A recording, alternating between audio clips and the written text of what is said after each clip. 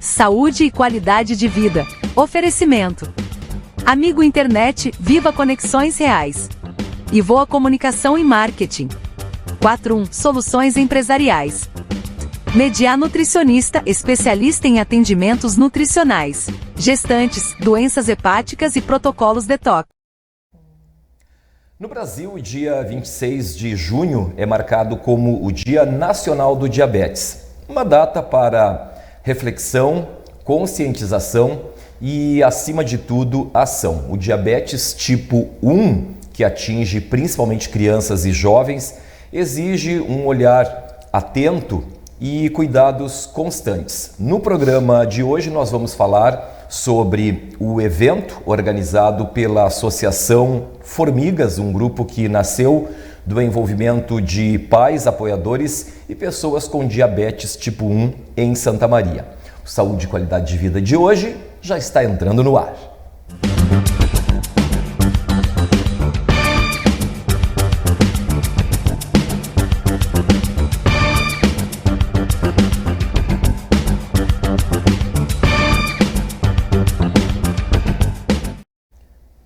Olá, sejam muito bem-vindos a mais um programa Saúde e Qualidade de Vida. Obrigado a todos vocês que nos acompanham. Pois hoje o tema é diabetes tipo 1, uma condição crônica que exige disciplina, conhecimento e também rede de apoio. E para conversar conosco a respeito deste assunto, nós estamos recebendo duas convidadas especiais no programa de hoje. Estão conosco Daniele Portela, que é a presidente da Associação Formigas, Apoio e Bem-Estar para Diabéticos tipo 1, aqui de Santa Maria. E está conosco também a médica endocrinologista, a doutora Maristela Beck, que é presidente da Sociedade Brasileira de Diabetes do Rio Grande do Sul. É isso, né, doutora? Sim. Prazer em tê-las aqui conosco. Muito obrigado, Dani, por ter vindo. Doutora Maristela Beck, também, que já esteve em outras oportunidades aqui conosco. Um prazer recebê-las aqui. E nós temos também a presença aqui, claro que eu tenho que apresentar, né? Nós temos a presença aqui, ó, da mascote, a mascote da Associação Formigas, né? A formiga está aqui presente também conosco, que é o símbolo da associação, né, Dani? Associação que existe desde quando, Daniele? Prazer em tê-la conosco mais uma vez. Muito obrigada. A associação foi formalizada em março deste ano, mas ela já começou, né, nós formalizar, né, institucionalmente a partir de novembro do ano passado, quando nós tivemos o primeiro encontro de diabetes tipo 1 em novembro lá no Praça Nova.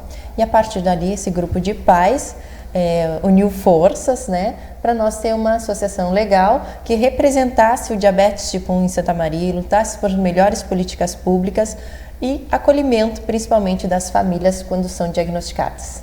Bom, doutora Maristela, para nós começarmos, né, o nosso programa de hoje, o nosso bate-papo, é importante nós deixarmos claro aí para o nosso telespectador internauta, quem nos acompanha agora, o que é, né, conceituar o que é o diabetes tipo 1, né, qual também a diferença do tipo 1, tipo 2, qual o mais grave, digamos assim, aquele que exige mais cuidados. Prazer em tê-la conosco. Obrigada. Para mim também é um prazer poder falar sobre o diabetes. Né? Então vamos lá, assim, tentar diferenciar um pouquinho o que é o diabetes do tipo 1, que é a Associação Formigas reuniu o grupo grande, assim, né? Está se fortalecendo para dar mais visibilidade ao diabetes tipo 1. Tá? O tipo 1, ele acontece quando ocorre uma deficiência quase que completa de insulina pelo pâncreas. Tá? Então é uma doença imunológica, o sistema que deveria proteger as células agride as que produzem insulina por algum motivo que a gente não sabe. Essa pessoa nasce com uma predisposição para isso e entra em contato com algum agente que também não sabemos, né? Mas tem algumas coisas, alguns vírus, que faz desencadear esse processo imunológico, levar à destruição das células produtoras de insulina. Quando aparece o diagnóstico, geralmente é quando já destruiu mais de 95% destas células. Então vai aparecer com sintomas mais agudos, tá? De muita sede, beber muita água, emagrecimento. A maioria acontece em crianças, mais ou menos ali em torno dos 8, 9 anos, e representa em torno de 5 a 10% dos casos de diabetes total. Então, as pessoas estão muito acostumadas com o diabetes do tipo 2, que é aquele diabetes associado mais 80% com a obesidade, relacionado aos fatores de estilo de vida, sedentarismo, alimentação desregrada com muito carboidrato, né, muito açúcar. Então as pessoas têm esse viés. Só que o tipo 1 não tem nada a ver com isso. O tipo 1, ele é imunológico, como a gente diz, é mediúnico, acontece numa família, acontece em outra, não tem relação com a alimentação. Às vezes até as pessoas dizem, quando tem uma criança com diabetes tipo 1, ela ficou com diabetes tipo 1 porque comeu muito doce. Ou então, não tem absolutamente nada. Tá? Houve essa destruição e para poder sobreviver, né, para poder seguir a sua vida, a pessoa tem que tomar insulina todos os dias, que é injetável. A maioria das crianças, né, porque a maioria que aparece, mas como a gente diz, crianças crescem e nós temos também uma população de diabetes tipo 1 adulto, né? Porque a doença, ela acontece, mas ela vai progredindo. Uma vez que fez diagnóstico, ela vai conviver, vai ter que aprender, tanto ela como a sua família, né, o entorno, com a doença.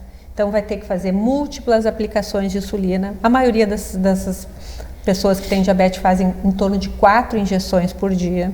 Vão fazer múltiplos testes, que a gente chama de HGT, que são testes que faz de ponta de dedo, que fura o dedo e faz com uma gotinha ver como é que está o estado da glicose durante o dia. Então faz também de 4, 6, às vezes até mais testes. Essas quantidades variam, doutora, não é... Não, claro que varia, porque também a condição tem que ter, receber, e isso a gente tem políticas públicas no Brasil, né, para diabetes tipo 1, né? Então que recebem as fitas, uma quantidade, e recebem, como a gente chama, as insulinas, né, para poder seguir a sua vida. Uma vez que não use, não tem como, é incompatível com a vida não fazer tudo isso que a gente está conversando. E normalmente ocorre nessa idade aí. O aparecimento, né? O aparecimento, né, aparece mais ou menos nessa idade, em torno de 8, 10 anos. Né? Também tem diabetes do tipo 1, que a gente chama, que vai aparecer mais tarde, depois dos 40 anos, que a gente chama de diabetes tipo 1 de início tardio, que é o ADA. Tá? Mas não quer dizer que não seja, que tu perguntou assim da gravidade, né? A gravidade, claro que quanto mais cedo aparecer, menos pâncreas, vamos dizer, sobrou, né? Menos insulina do pâncreas sobrou. Então, vai ser mais difícil de tratar uma criança de 2 anos do que um adulto? Claro que sim, até pelo discernimento, né, compreensão da criança em relação a isso. Então, e se não fizer insulina, não sobrevive. Então, tem que ter toda uma disciplina de cuidados, tem que ter a família toda envolvida, né, porque vai ter que aprender a aplicação de insulina. Então, como eu falei assim, mais ou menos com 8 anos, quem que vai ser responsável pela aplicação de insulina, de cuidar da alimentação? São os pais. Então, os pais vão ter que ter esse direcionamento, vão ter que ter este aprendizado que faz parte do segmento da patologia, né, do diabetes do tipo 1. Doutora, então o tipo 2, digamos, é um tipo mais leve, menos grave, daria para dizer isso? É que assim, menos grave na fase aguda, né? Porque dificilmente, eu não tomei, mesmo assim, mais ou menos 30% das pessoas com diabetes do tipo 2 fazem insulina. Também precisa fazer. Precisa, mas a maioria ela vai usar medicação oral. Mas, por exemplo, assim, não tomou insulina hoje? Hoje é sexta-feira, vamos fazer de conta, né? Ou então meu cartão vai virar depois de amanhã, então eu vou esperar para comprar o remédio. O tipo 2 descompensa, tá? Ele vai ficar descompensado, mas ele não vai fazer um quadro agudo rapidamente. Agora, uma criança, uma pessoa que tem diabetes do tipo 1, fica sem insulina 2, 3 dias, a maioria delas, não estou dizendo que é a totalidade, vão acabar indo vão internar numa UTI, uma unidade de terapia intensiva, pela descompensação da doença. Entende? Então, assim, não tem, como a gente diz, né, Dani, não tem sábado, não tem domingo, não tem feriado para quem tem diabetes tipo 1. O cuidado, o tratamento, ele tem que ser sempre. A gente diz que é 24 horas, porque nem na madrugada o diabetes dá uma folga, né? Porque às vezes pode acontecer uma hipoglicemia, né? Ou uma hiperglicemia, que já aconteceu com a Carol também, da glicemia subindo. Só para a gente exemplificar, né?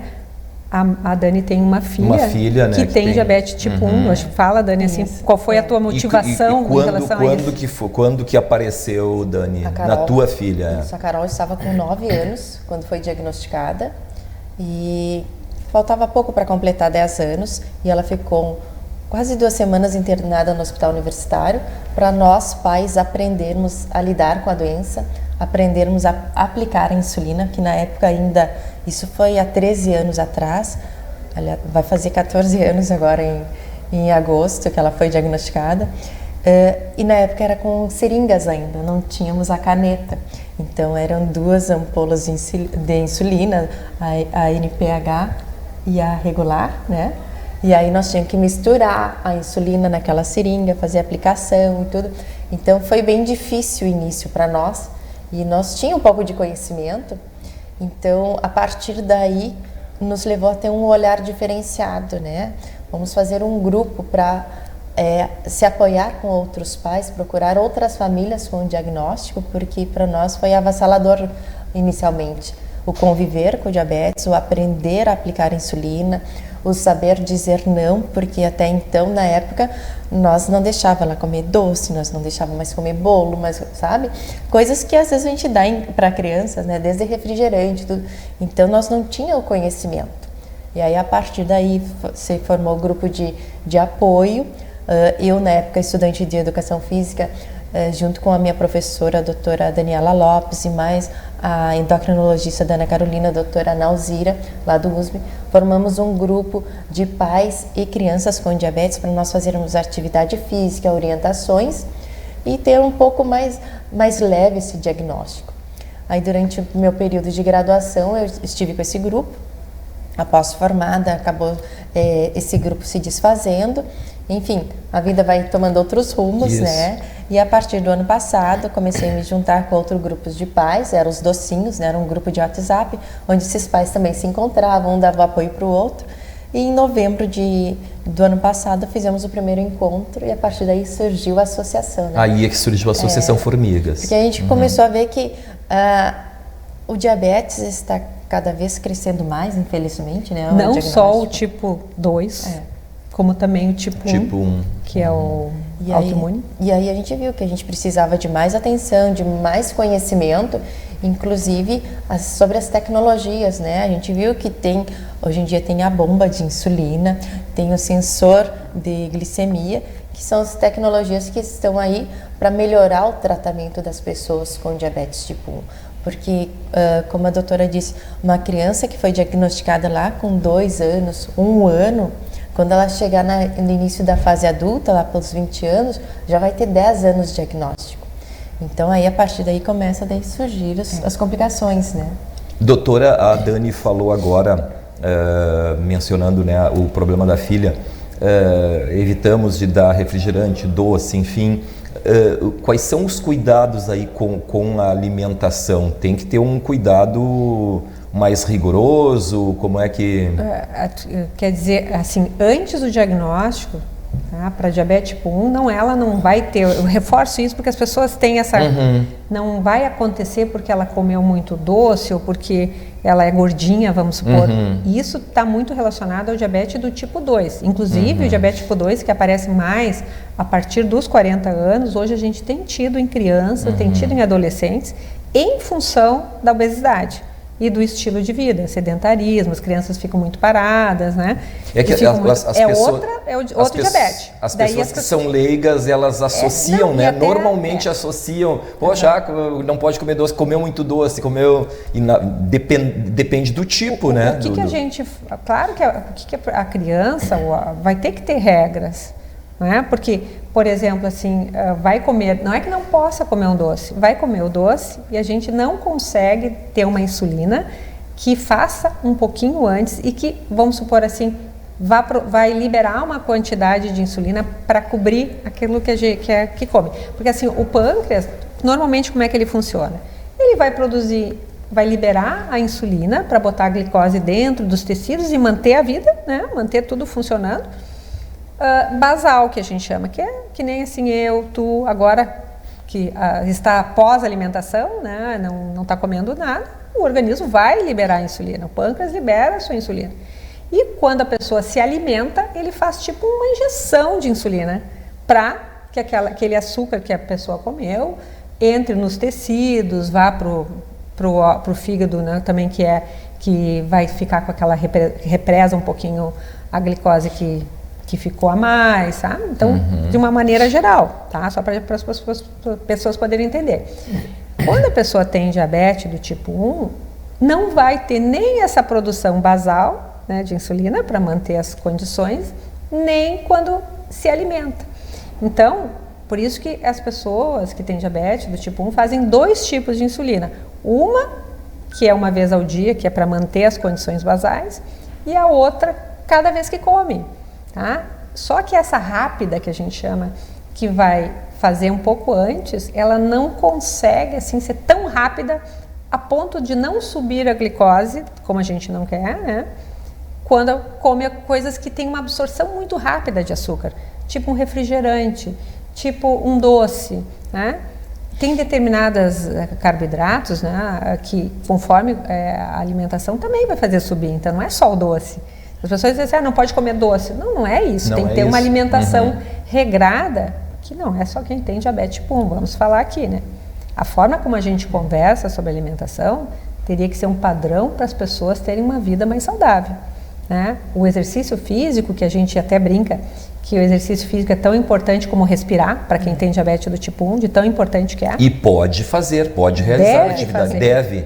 E daí a gente tem outros problemas, que a escola às vezes tem medo que a criança vá fazer exercício, tem medo que a criança faça hipoglicemia durante o exercício, que é baixar demais a glicose. Acaba a criança ficando assim com uma determinada dificuldade de fazer isso na escola pelo próprio temor. Então, a própria Sociedade Brasileira de Diabetes tem um programa que é Diabetes nas Escolas, exatamente para dar orientação para as escolas de como agir quando tem uma criança com diabetes, para que a criança seja acolhida, né, da mesma forma como todas as outras. Né? Hoje, quando a gente fala em inserção, a inserção não tem que ser para todos, né? Inclusive para quem tem diabetes tipo 1, né? Então, todas as patologias têm que estar incluídas nisso. E eu só queria reforçar, né? O temor dos pais é a queda de açúcar. Então, às vezes os pais fazem... Quantas vezes você já não acordou no meio da noite e não fez teste na Carol, quando ela era pequena? Com temor que a glicose acabasse baixando muito durante a noite e não conseguisse a criança acordar ou avisar que estava com hipoglicemia e até entrar em coma. E muitas vezes, inclusive, a morte. Tá? Então, isso que a Dani estava falando antes, as tecnologias, ou seja, o sensor que se coloca hoje, que vai medindo a glicose a cada minuto, vai para o celular da mãe ou vai para o celular, inclusive, né, compartilha com o médico, a pessoa mesmo vê o resultado da glicose, tem alarmes para a glicose se sobe muito alto, se está muito baixa. Tudo isso facilita e dá uma qualidade de vida tanto para quem tem diabetes como para os familiares. Claro. Porque, por exemplo, a Dani pode estar aqui sentada e tocar no celular dela que a glicose da filha dela baixou ou subiu. Entende? Demais. E isso, o que garante são as tecnologias. E hoje a gente fala que isso, né, não é nenhum luxo para quem tem diabetes do tipo 1. Isso é uma condição e, como a gente diz assim, até um seguro de vida para evitar que oscilações muito grandes aconteçam. Claro, é uma necessidade. Porque ter diabetes não é estar doente. Né? O estado, a patologia existe, ela é crônica, é para sempre, né? Mas a pessoa não está doente, né? Tem, como a gente até diz, os dias de doença, tá com febre, né? Tá pegando pois era o que eu ia perguntar até para a Daniela agora.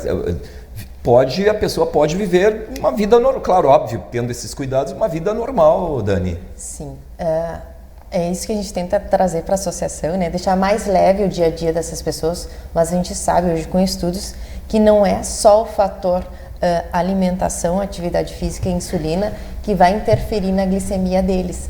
Então, assim, hoje já se sabe que o frio vai interferir, uma noite mal dormida vai interferir na estresse. O estresse. Época de prova. Isso. E eu tive essa comprovação quando a Carol estava no período de pré-ENEM ali, se preparando e tal, era o último ano do ensino médio, fazendo cursinho, e foi o período que mais esteve oscilando a glicemia dela. Nós tivemos uma noite internada no USME, porque a glicemia dela foi nas alturas. E aí ela dava o HI ali no aparelho. Que é acima de 500. E aí, o que vamos fazer? Vamos para o USME. E aí lá ela ficou monitorando toda a noite até baixar. Mas eu não tinha o conhecimento suficiente, que não dormir o suficiente, o estresse, a carga de estudo da escola tudo estava isso influenciando na qualidade de vida dela. Só que, assim, por mais que a gente buscasse conhecimento, nós não enxergava que aquilo estava afetando a qualidade de vida dela. Então, assim, até quando ela tem alguma gripe, não é qualquer medicação também que pode ser tomada. Claro, porque tem que ter esse cuidado. Porque vai influenciar na glicemia. Anti-inflamatórios, eles evitam também, né? Por causa dos rins. Sim, né? sim. Nós vamos fazer uma pausa bem rapidinho e já seguimos com este assunto. Saúde e qualidade de vida. Faz um rápido intervalo, voltamos em seguida. Até já.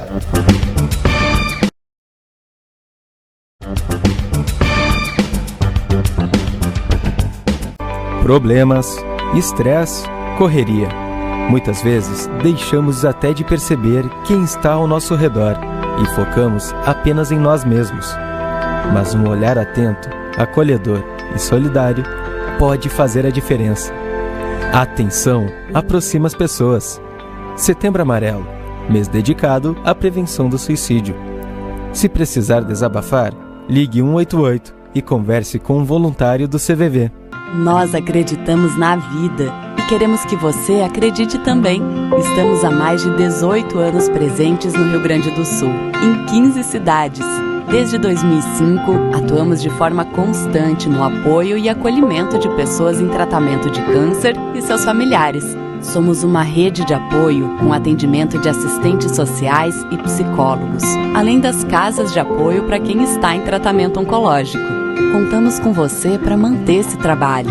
Visite uma das nossas casas e faça sua doação. Saiba mais e acesse aapcan.com.br. Aapcan.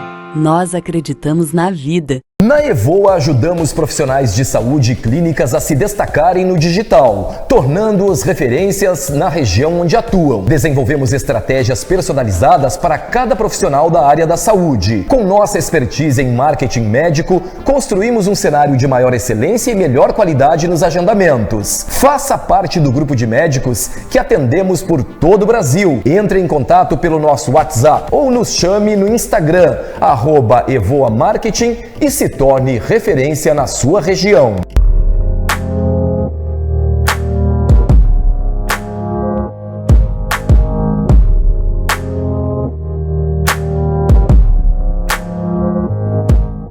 Como foi a inauguração, então?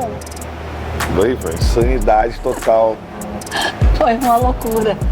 Hoje não tem outro jeito, a gente definiu um pouquinho o que foi sábado, em termos de... Acho que o nosso time deu sangue para atender e para a gente conseguir abrir sábado e atender todo mundo. Acho que foi um pouco esse momento da gente se reencontrar com o nosso cliente, com as bandas. O pessoal veio em peso, né? E foi aquela loucura, mas aí domingo de meio-dia a operação já fluiu normalmente, casa cheia, tudo ok. As novidades passam pela estrutura, passam pelo buffet por quilo, né? Sim, estamos abertos, venha conhecer o buffet por quilo, tá muito bacana. Estamos ativos, Carniceria Del Fuego, vem!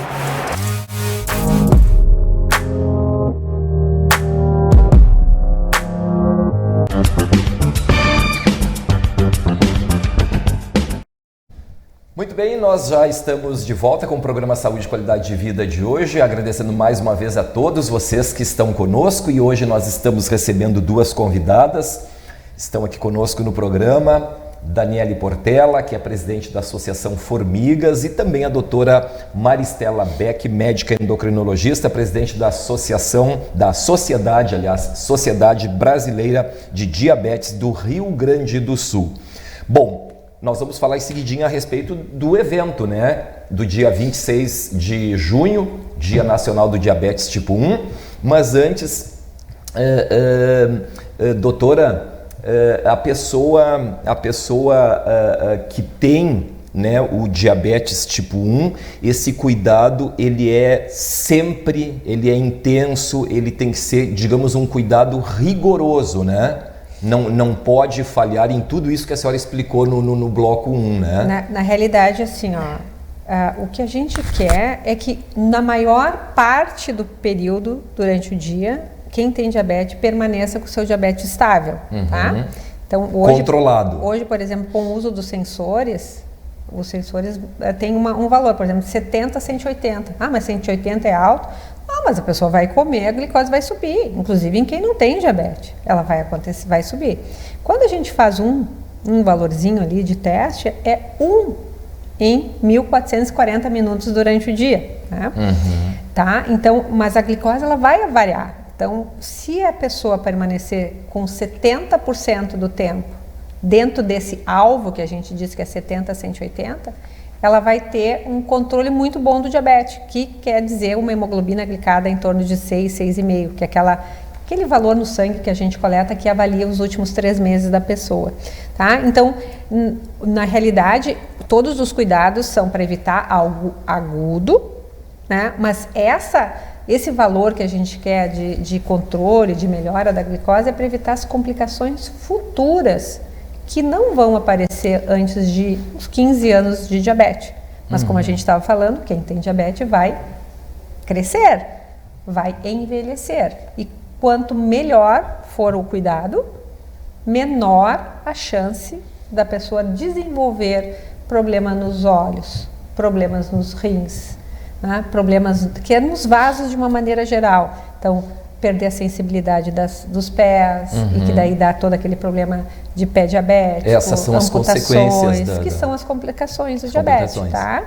Então, por isso que a gente fala, o diabetes tipo 1 é mais grave, é porque é mais difícil de tratar, né? A variabilidade da glicose ela é muito maior, vai depender muito do controle que a pessoa tiver, tá? Então, tem isso, tem o fator. Na época da puberdade, todo aquele turbilhão hormonal, ele descompensa muito a doença, tem mais risco de fazer retinopatia, que é a lesão do diabetes nos olhos. Então, vai ter muito mais tempo, tá? E a gente quer evitar essas complicações. As agudas, né? Parou a insulina, né? Vai lá e tem uma hiperglicemia muito grave, uma hipoglicemia muito grave, e as complicações a longo prazo, que são as complicações crônicas que estão associadas ao controle e ao tempo, né? Entre outros fatores de diabetes. Doutora, a senhora falou agora há pouco no outro bloco sobre tecnologias, enfim, como é que estão os avanços, né?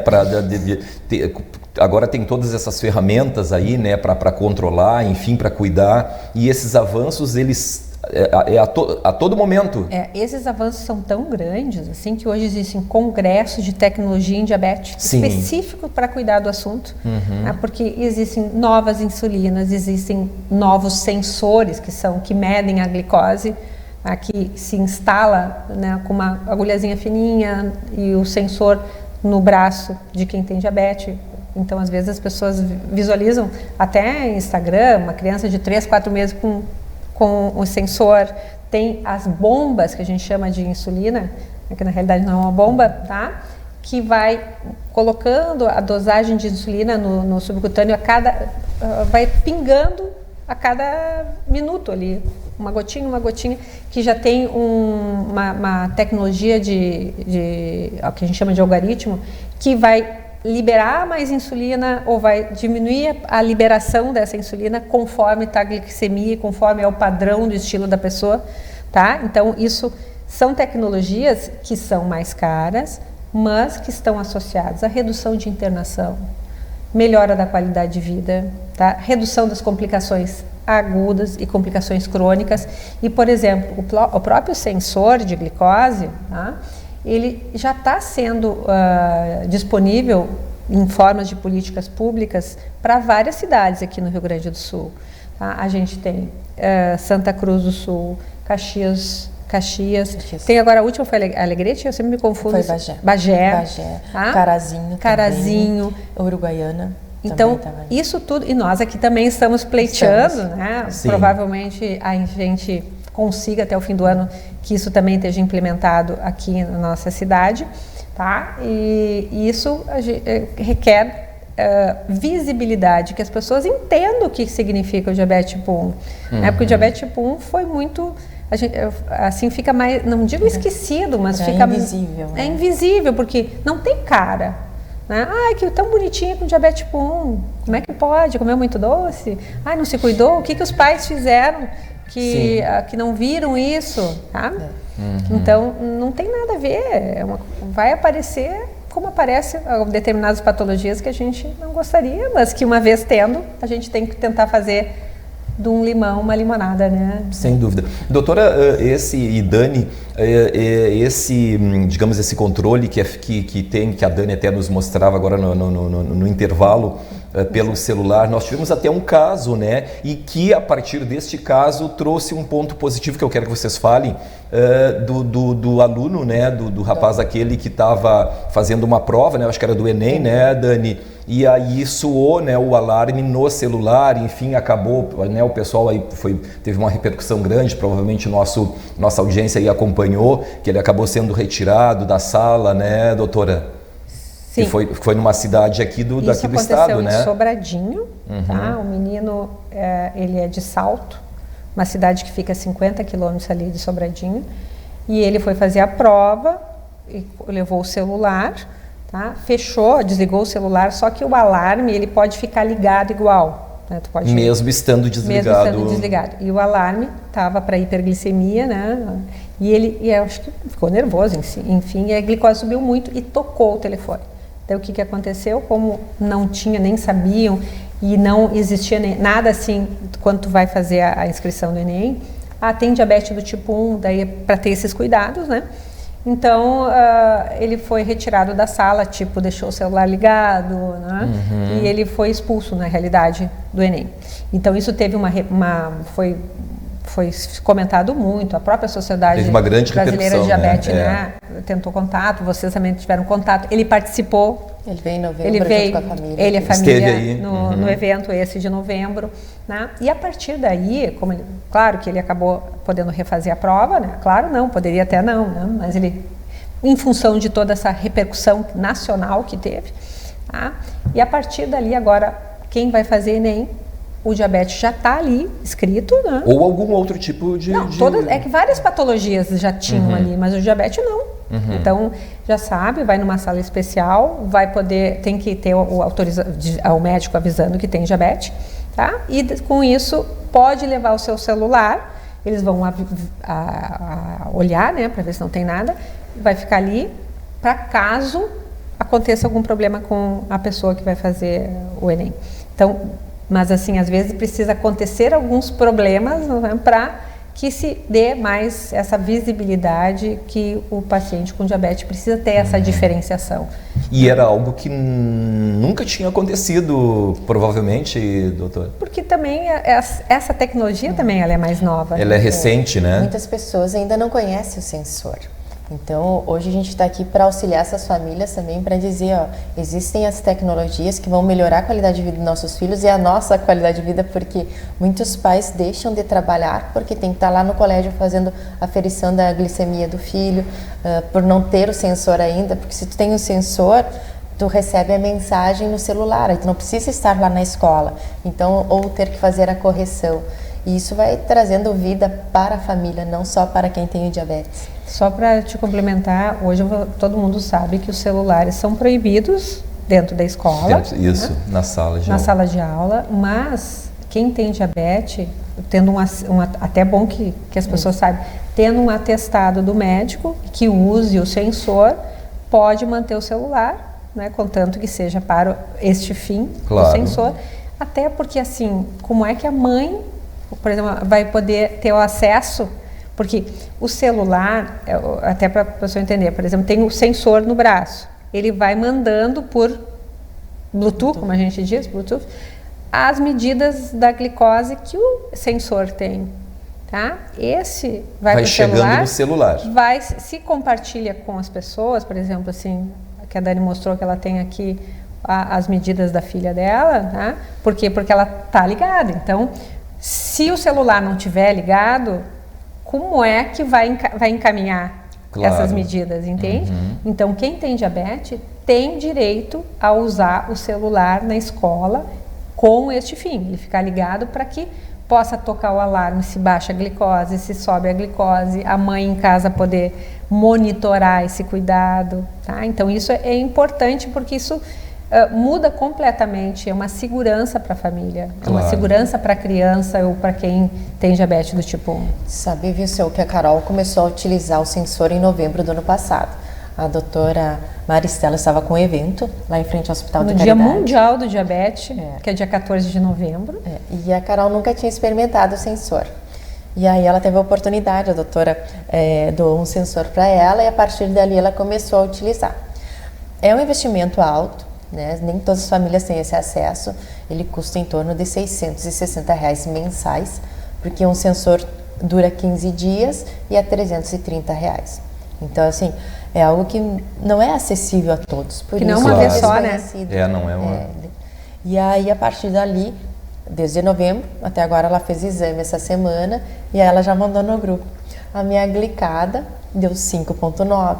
Em todo esse tempo de diagnóstico, ela nunca teve uma glicada tão boa, né, doutora? Sim. Então, eu conversando anteriormente com a doutora, dizendo, olha, ela está tão feliz graças ao sensor, porque aí ela consegue controlar a quantidade de insulina, o momento que ela tem que aplicar a insulina para não deixar subir demais a glicemia dela, ou corrigir com alimentação ou com açúcar se teve uma hipoglicemia.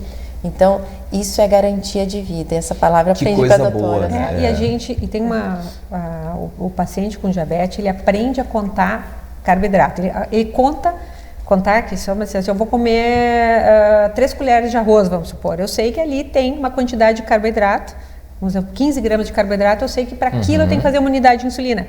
Então, por isso que assim, o aprendizado, a educação em diabetes é uma das coisas mais importantes.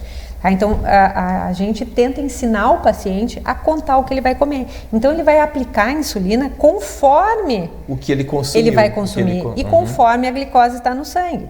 Tudo isso são continhas que tem que aprender a fazer. Então, isso é um aprendizado. Hoje, a própria tem aplicativos para isso, tá? Que isso faz parte também das tecnologias. Tá? Então, até um bombom, vai comer um doce, vai saber quanto que tem que possa aplicar. Então, como a gente diz, nada é proibitivo para paciente com diabetes, mas tudo tem que ser controlado, equilibrado. Tem que saber que se for comer muito carboidrato, vai engordar também e vai descompensar o diabetes. Né? Mas não é que não possa. Né? Como a gente brincou ali, que teve até uma menininha que fez uma apresentação, essas coisas de Instagram, TikTok. O que o diabético não pode comer? Não pode comer vidro, não pode comer borracha, não pode... As mesmas coisas que as pessoas não vão consumir, entende? Mas tem que ter esse discernimento da saúde, né? Que se comer alguma coisa vai subir. Então, daí vai ter que aplicar mais insulina, vai acabar aumentando o peso e também vai entrar num outro problema, que mais ou menos 1/3 de quem tem diabetes do tipo 1 acaba tendo sobrepeso, obesidade, porque também corre atrás da melhora da glicose com aplicação de insulina e acaba aumentando o peso porque aplica uma quantidade de insulina que às vezes é maior, mas que mantém a sua glicose estável. Daniele, e agora então 26 de junho, Dia Nacional do Diabetes, como vai ser essa data? Vão ter atividades? Em que local? Como é que vai ser aí para o nosso telespectador poder acompanhar? Tá certo. Então, no dia 26 de junho, vai ser o Dia Nacional do Diabetes, vai ser uma manhã de autocuidado, de orientações, de acolhimento para as pessoas que têm diabetes. tanto tipo 1 quanto tipo 2. Nós teremos conosco a presença de profissionais da saúde que estarão dando orientações para as pessoas lá na praça. Vai ser na Praça Saldanha Marinho, bem no centro da cidade. Isso, das 9 ao meio-dia. A Associação Formigas estará lá, a doutora Maristela vai estar lá com os residentes da Universidade Federal de Santa Maria. Da multiprofissional, que daí tem o pessoal, uma enfermeira, uma nutricionista. A gente tem alguns também panfletos sobre cuidados com os pés, para evitar o pé diabético, cuidados com o que a pessoa tem que ver. Então vão estar sendo oferecidos também esses serviços lá. É muito mais uma orientação, né, que a gente quer poder... A Secretaria de Saúde estará lá conosco também, prestando orientações a respeito de como retirar insumos, orientando como que procede, né, para retirar as insulinas, as fitas de HGT. Então estarão conosco também. Vai ter um grupo do curso de biomedicina da UFN, estarão fazendo coleta de exames. Isso. E tem mais um grupo de estudos de diabetes da UFN que estarão conosco também, participando desta manhã de orientações a respeito do diabetes. Das 9 até o meio-dia na Praça Saldanha Marinho, 26 de junho. 26 é uma quinta-feira. Uma quinta-feira. Estão todos convidados para ir lá conhecer, saber um pouco mais o que é o diabetes, e sempre a gente vai ter, infelizmente, um caso na família, ou do tipo 2 ou do tipo 1. Então, você também pode ir lá receber essas orientações e auxiliar algum amigo, algum parente mais próximo com essas informações.